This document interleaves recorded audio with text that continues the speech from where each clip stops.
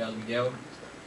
Com o tema, o título aí, acho que dá para perceber que a ideia é provocar um pouco dos diversos pensadores que estão aqui a considerar o território nas diversas mesas de debates, discussão a respeito da rastreabilidade, né? A gente trabalha com o território como nosso plano de fundo e principal ativo ou elemento a ser considerado em qualquer ação, ferramenta, solução que a gente venha propor e fazer aí. E aí percebemos que está muito longe ainda a questão territorial nas discussões gerais sobre o agronegócio e principalmente na pecuária. Bom, vi a Clélia falando ali que na época do pai dela tinha mais ou menos tantas cabeças e eu me deparo hoje com todo mundo ainda falando que tem mais ou menos tantos hectares de pasto, né? Talvez hectares de área todo mundo já sabe, mas hectares de pasto não está todo mundo mais ou menos. Então a gente falar um pouco disso.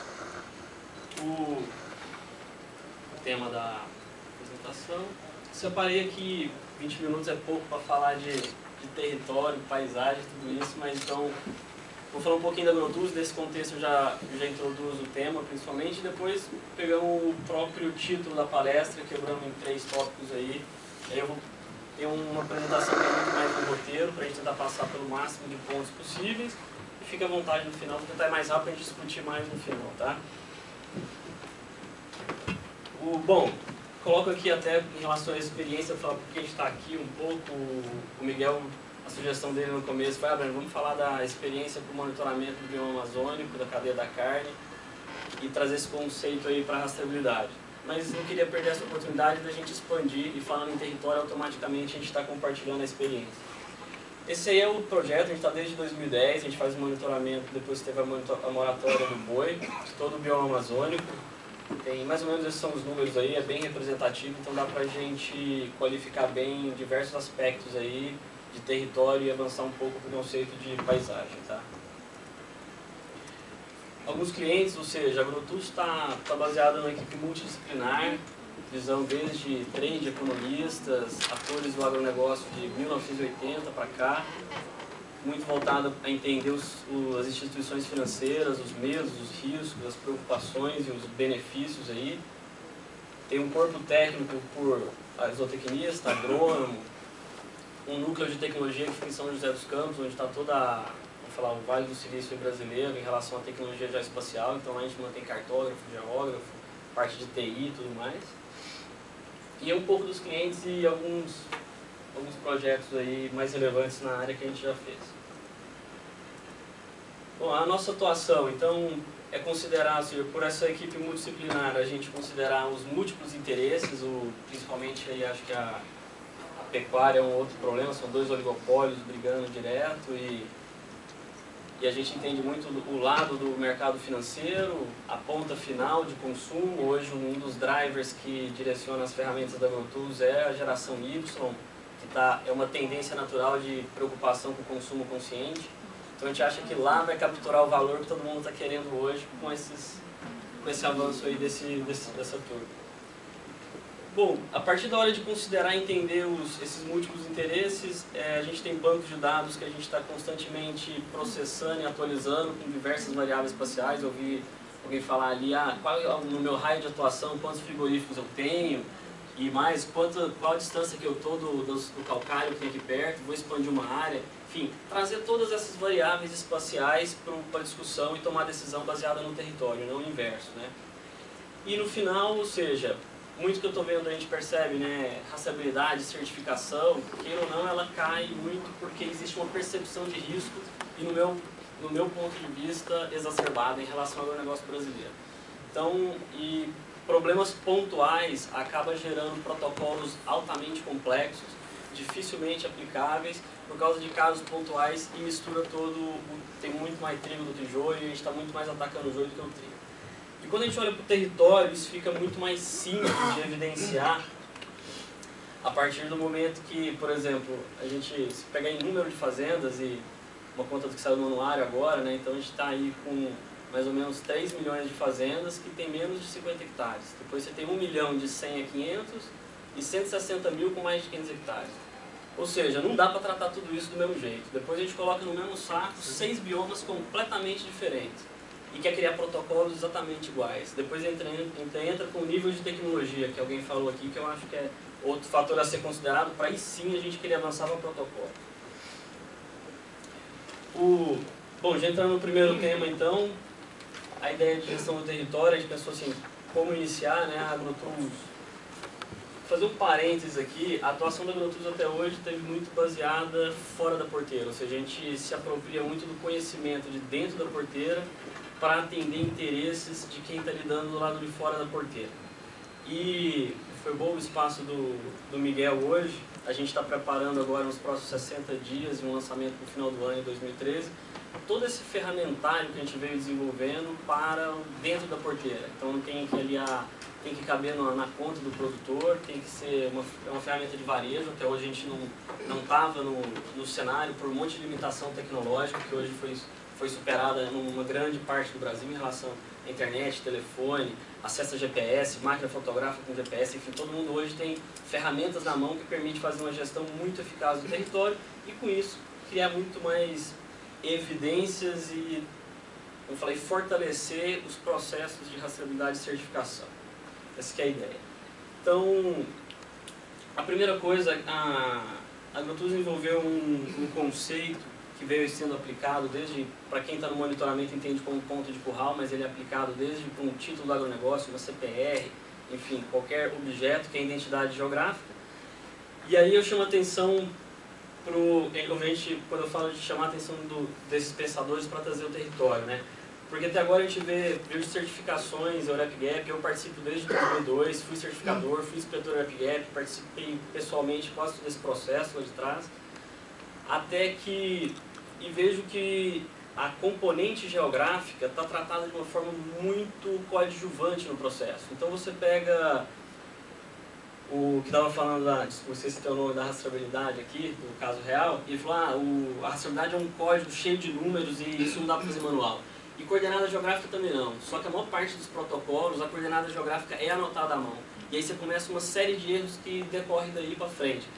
E no processo, nesse aprendizado de mais de 8.000 fazendas do bioma, a gente pega fazendas fantásticas, com tudo certo, e que a coordenada geográfica, quando a gente lança, ou cai no meio de uma terra indígena, porque está errada, ou cai no meio do Oceano Atlântico e não serve para ser aproveitada no processo. Tudo isso porque um grau, ou um número, um 7 virou 1, e 1 grau são quilômetros e quilômetros de distância. Então, ou seja, o que a gente fez são N ferramentas para tirar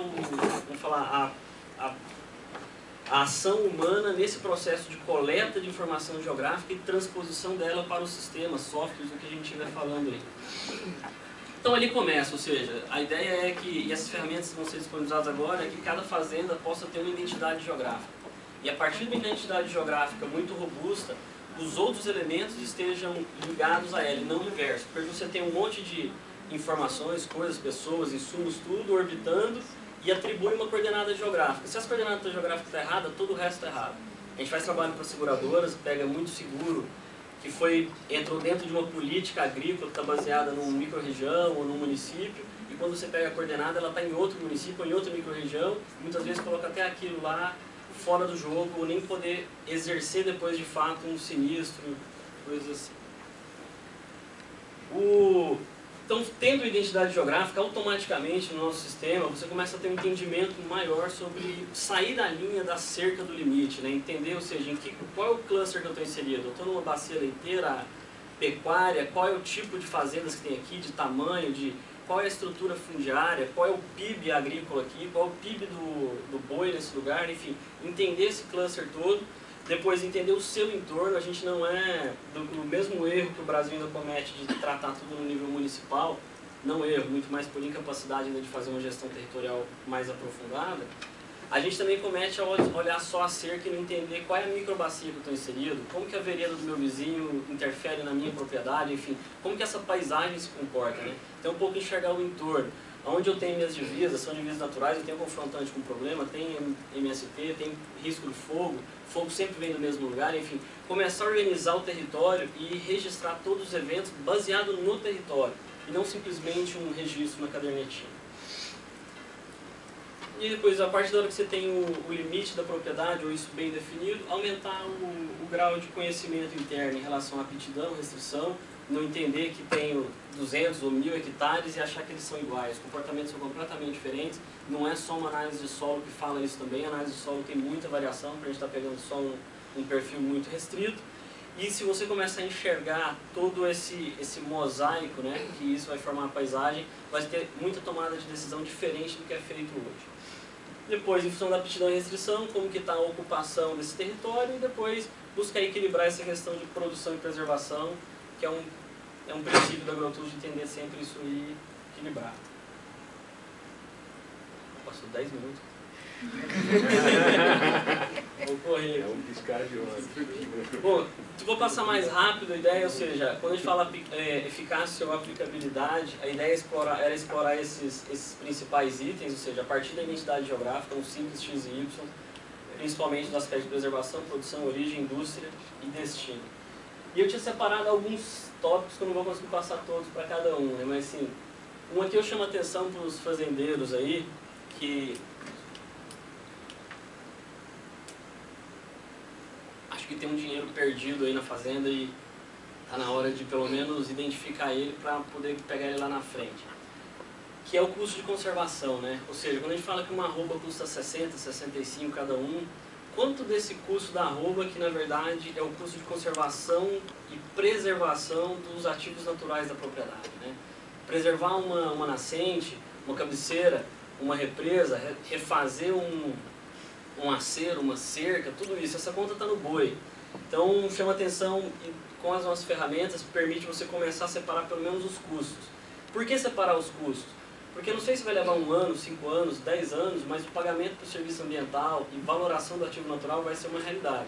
Se a gente esperar chegar lá e falar, eu fazia isso e não ter isso evidenciado, você não vai conseguir nem brigar por um valor respeitoso em relação ao pagamento por serviço ambiental. A gente teve há pouco tempo o pessoal de Alberta, tem um protocolo de carbono para quem faz plantio direto e pode resgatar mais de R$100 por hectare desde 2002, mas desde que você tenha coletado todas as evidências desde 2002 que você faz plantio direto. Então o que está chamando a atenção aqui e tem fazendas que tem 3%, tem fazendas que tem 15% do custo do boi, está voltado para a conservação do ativo natural. Na parte de produção, ou seja, chamar a atenção isso, qual é a minha área de produção, qual é a minha área em produção, que é uma coisa muito diferente, e isso já muda também os índices que a gente acha que tem uma cabeça por hectare. Eu não tenho preocupação em falar que todo mundo da pecuária brasileira tem um índice maior do que imagina. A gente fala em 1 A por hectare, mas se você pegar um mapeamento pesado e dividir, olhar o território com um detalhe e descontar acero, trilhas, malhadouros, áreas de pedra e tudo, você vai ver que a área de pasto é menor do que a gente acha que é, e com isso a gente tem uma lotação maior, mas a gente está brigando para fazer algo que não vai chegar lá, muito mais por não conhecer o território.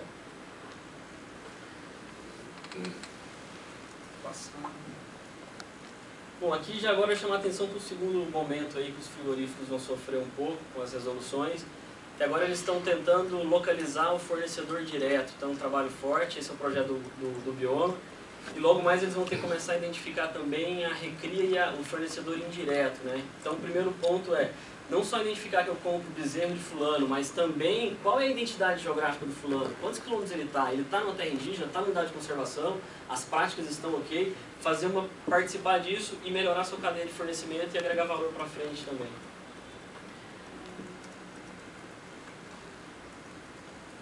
Em relação à indústria, que algumas pessoas falaram, eu acho que hoje ela já está, a indústria evoluiu muito, principalmente a de exportação, que está na moratória, em relação a saber o ponto que origina aquela carga, e acho que aí é um meio de caminho para resolver alguns problemas da rastreabilidade, ou fazer um patamar antes de querer identificar em animal, e sim definir a plataforma produtiva e ter documentos e evidências muito robustas que aquele lote de animais veio de tal plataforma produtiva e aquela plataforma produtiva está livre de todos os riscos ou de boa parte dos riscos que são do território, não do animal. A questão de tentar voltar, né, ou seja, essa transformação, o aproveitamento de carcaça, de hematomas e tudo, como que isso volta essa informação para o produtor e que permita ele criar políticas de melhoria. E também os destinos, né?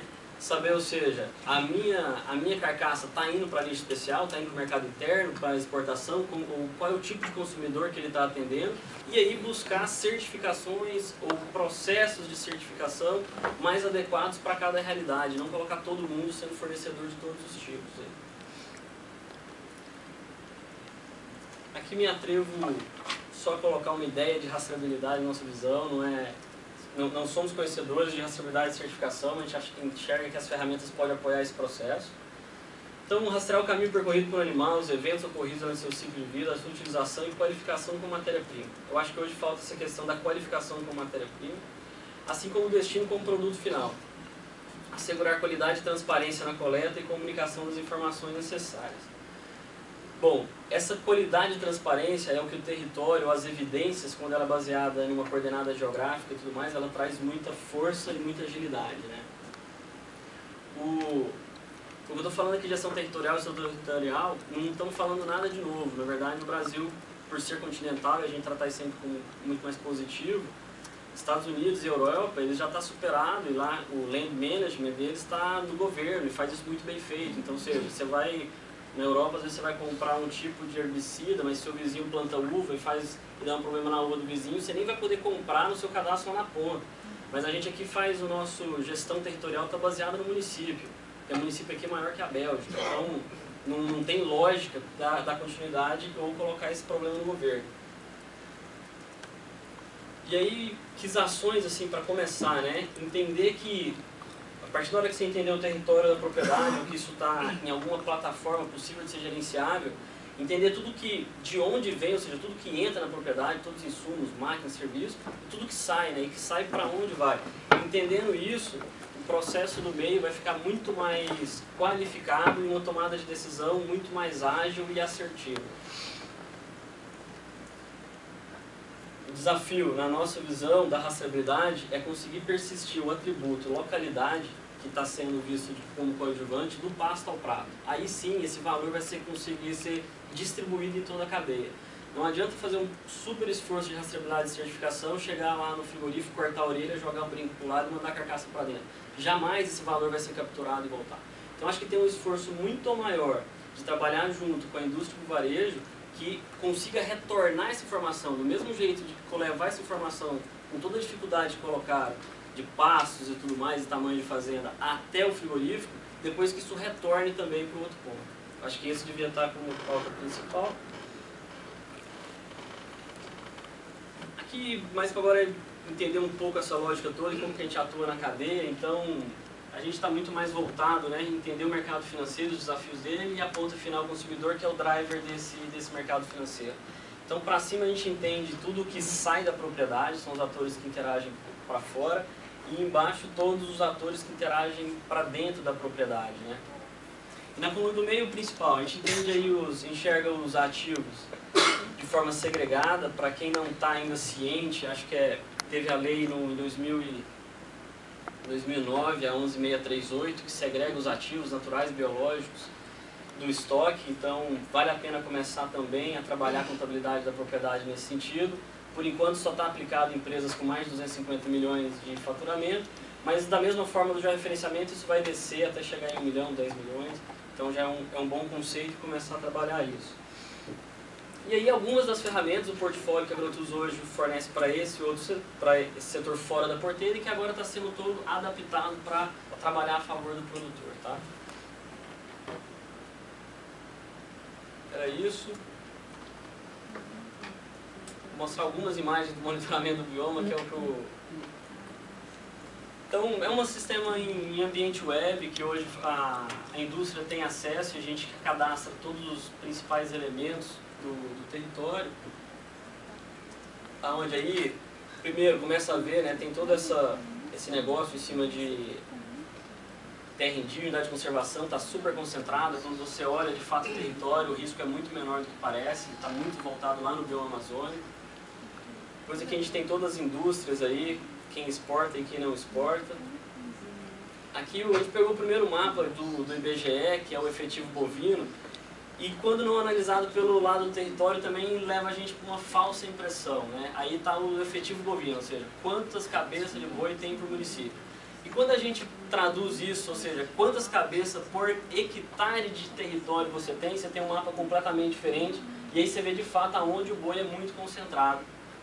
E aí é onde tem... E até a indústria hoje, se você perceber, ela não está completamente localizada nas principais... Ela está mais no efetivo do que na densidade.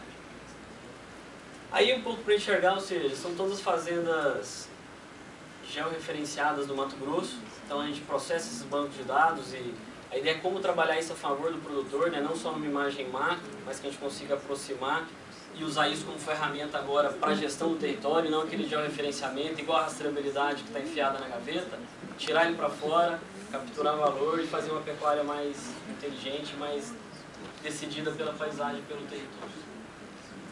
Bom, era isso. Tem 2 slides que mostram muito mais essa visão nossa em relação à compartimentação do território, enxergar uma única coordenada, os riscos socioambientais.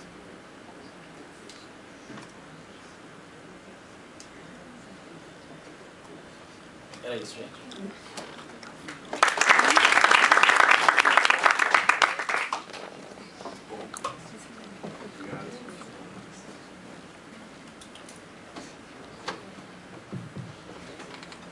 Pessoal, perguntas?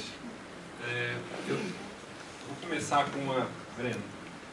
Uma das coisas que eu gostaria que você falasse um pouco mais é que essa camada de informação que você traz, ela permite que uma série de outros negócios apareçam, né? Tipo, pelo que eu entendi, um dos primeiros clientes que vocês têm tipo, bancos, instituição financeira, fundo de investimento, que quando você coloca essa camada de informação, ele consegue ter um controle, uma segurança, uma tranquilidade diferente do que ele tinha antes, e consegue visualizar o negócio de investimento em pecuária, ou no que for, de uma forma diferente e viabiliza o investimento. Se puder comentar um pouco como é que é essa dinâmica, acho que isso é uma visão bem diferente do que a gente está acostumado no dia a dia e que é cada vez mais importante a gente entender. Bom, primeiro entender o objetivo do investimento, ou seja, tem muito mais investimento hoje vindo do Brasil por preservação de capital do que de fato para tirar o dinheiro ou a lucratividade anual do negócio. Então isso já muda completamente aonde você vai buscar ou direcionar esse... Primeiro, ou seja, é olhar o ativo fundiário, ou seja, onde tem maior capacidade de capturar valor, onde essas terras já estão performadas ou vai performar, e qual que é o interesse desse investimento. Depois, em primeiro plano, a gente traz todas as questões e riscos socioambientais, de quilombola, a machadinha de índio, arqueologia, caverna, o que você imaginar que não quer estar nesse cenário. Quando a gente vai fazendo isso, eu posso colocar mais N camadas. Você vai fazendo, na verdade, uma coisa é falar assim, eu quero investir no norte do Mato Grosso. Outra coisa é você começar a colocar, ou seja, fazer um queijo suíço. E cada lugar desse que tem um risco, você ir apagando ele do teu mapa. Então depois, quando você vê, o território foi reduzido brutalmente sobre aonde de fato vai. Só tem o filé.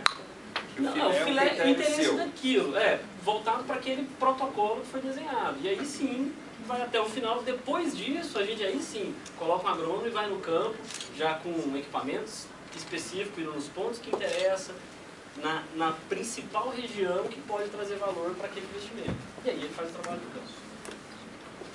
Esse para a questão do investimento, né? Mas para cada um vai ser aplicado uma técnica. É importante entender assim, aproveitando o gancho, além das bases de dados, no papel da AgroTools, quando a gente fala satélite, todo mundo está acostumado basicamente a ver a imagem Landsat, rosinha, verdinho e tal, né? E tem aí milhares de satélites em órbita. A gente tem um trabalho constante de qualificar esses satélites, acordos operacionais com os provedores de dados, e qual tipo de dado serve para cada aplicação, qual é o tempo de frequência que cada satélite passa, ele passa na sua fazenda? Não. Tem satélite, por exemplo, que está programado para passar 11 horas da manhã todo dia lá em Taiwan. Esse satélite ele cobre uma parte importante do Brasil. E ele tem um acesso muito mais em conta. Só que ele não passa no Brasil inteiro. Então, ou seja, não é em todo lugar que você está que você pode usar ele. Você tem satélite hoje que você consegue uma imagem que te dá uma resposta daquele momento de como está a fotossíntese da fazenda. Então, ou seja, isso te permite tirar mais uma série de análises, informações e fazer uma gestão estratégica do território. Então, cada sensor, cada satélite, tem câmeras diferentes com com camadas de visualização diferentes, e o nosso trabalho é muito de entender, traduzir isso e aplicar quando precisa e quando não precisa, porque nem sempre precisa disso. E a gente não vende imagem de satélite, ou seja, a gente sabe qual usar, traduz para o cliente e intermedia a aquisição direto, porque tem mais uma questão tributária pesadíssima, igual quase tudo no Brasil.